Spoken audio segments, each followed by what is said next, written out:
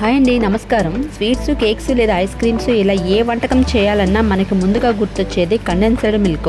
కేవలం రెండే వస్తువులతో 10 నిమిషాల్లో ఇంట్లో ఎలా తయారు చేసుకోవాలో ఈ రోజు ఈ వీడియోలో చూద్దాం. 1/2 లీటర్ మిల్క్ తీసుకున్నానండి.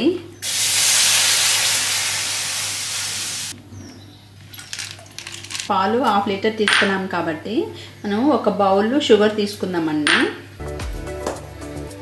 ఈ బౌల్ షుగర్ తీసుకొని దానిలో యాడ్ చేయాలన్నమాట.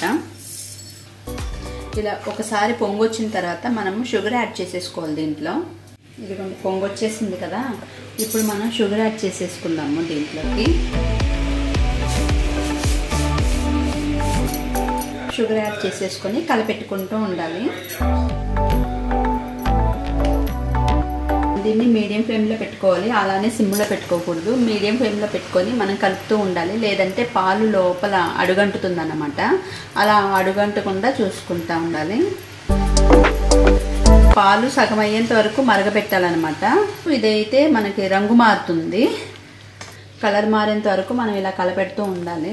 కండెన్స్డ్ ఉపయోగాలు ఏంటంటే మన ఐస్ క్రీమ్లో యూజ్ చేస్తారు, బిస్కెట్లో యూజ్ చేస్తారు, కోవా తయారు చేయడంలో యూజ్ చేస్తారు, ఇంకా హల్వా తయారు చేయడంలో యూజ్ చేస్తారు. చూడండి ఇప్పుడు కలర్ మారింది కదా మనకి. ఇప్పుడు మనం దీంట్లో ఒక చిటికెడు వంట సోడా వేసేద్దామండి.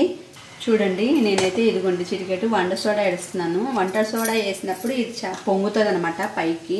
ఇలా పొంగి చిక్కబడుతుంది. ఇది మనం ఎప్పుడో ఆపేసేవాళ్ళంటే ఇది కలర్ చేంజ్ అవుతుంది. కాసేపు తర్వాత కలర్ చేంజ్ అయ్యి దోశ పిండి కంటే కొంచెం పిండి కంటే ముందు ఎలా ఉంటే ఇంకొంచెం పలచగా ఇది ఆపేసుకోవాలన్నమాట. ఇది 1 మంత్ వరకు యూజ్ చేసుకోవచ్చు అండి, ఫ్రిడ్జ్లో స్టోర్ చేసి పెడితే. ఇంకా తిక్కు పడాలన్నమాట, తిక్కుగా రావాలి.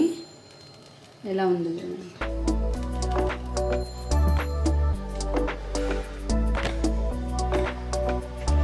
ఈ కండెన్స్డ్ మిల్క్ ఇప్పుడు నేను ఎందుకు చేస్తున్నానంటే ఐస్ క్రీమ్ తయారు చేయాలన్నమాట. అందుకనేసి ఈ కండెన్స్డ్ మిల్క్ కూడా నేను యూజ్ చేయాలనేసి ప్రిపేర్ చేసుకుంటున్నాను. ఇంకొంచెం దగ్గరికి రావాలన్నమాట. ఇంకొంచెం దగ్గరకు వస్తే చిక్కబడితే అప్పుడు మనం ఆపేసుకుందాం. అయిపోయిందండి, మన కండెన్స్డ్ మిల్క్ తయారైతే అయిపోయింది. చూడండి ఇదిగోండి.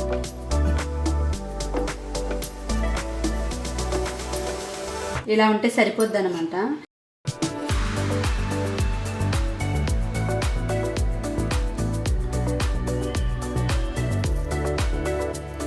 చూసారా మన కండెన్స్డ్ మిల్క్ ఎలా వచ్చిందో, ఇలా రావాలన్నమాట. టెక్స్చర్ కూడా ఇలాగ రావాలి మనకి.